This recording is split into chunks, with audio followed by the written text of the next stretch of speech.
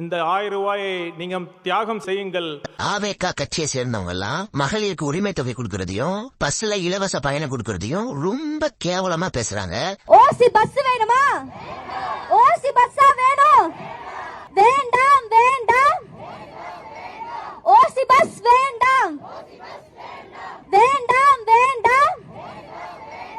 ஓசி bus வேண்டாம். அந்த 1000 ரூபாய் வாங்குறத ரொம்ப மலிவா பேசுறாங்க. இந்த தாவேக்கா கட்சியோட முக்கிய பொறுப்பில் இருக்கக்கூடிய பலரும் பாத்தீங்கன்னா கோடீஸ்வர குடும்பத்தில இருந்து வந்தவங்க. விஜயே கடந்த 10 ஆண்டுகள்ல பல கோடி சம்பாதிச்சிட்டாரு. இப்படிப்பட்டவங்களுக்கு 1000 ரூபாய் ஒரு மக்களுக்கு எவ்வளவு சந்தோஷத்தை கொடுக்கும், இந்த 1000 ரூபாய் கிடைக்கிறதுனால அவங்க வாழ்க்கை எப்படி முன்னேறும் அப்படின்றதே தெரியாது. அதாவது பணக்காரத்தனமான ஒரு பண்ணையாரத்தனமான மக்களான இவங்களுக்கு பொதுமக்களுக்கு நம்ம 1000 ரூபாய் கொடுக்கறது தப்பா தான் தெரியும். ஏன்னா அவங்களுக்கு 1000 ரூபாய் ஒரு காசே இல்ல. ஆனா பொதுமக்களுக்கு அப்படி இல்ல. அந்த 1000 ரூபாய் வச்சுட்டு அவங்க எவ்வளவோ பண்றாங்க. அதுக்கு பொதுமக்கள் எவ்வளவு இடத்துல பேசி நன்றி சொல்லிருக்காங்க. பெரியாரையும் அம்பேத்கரையும் காமராஜரையும் கொள்கை தலைவரா வச்சுட்டு இருந்தா மட்டும் போதாது. அவங்க கொள்கை என்ன, அவங்க என்ன சொல்லிருக்காங்க அப்படின்றத கேட்டு நடக்கணும். எனக்கு தெரிஞ்சு இப்பேற்பட்ட ஒரு கேவலமான ஒரு மைண்ட் செட் உள்ள கட்சி தாவேக்கா மட்டும்தான்.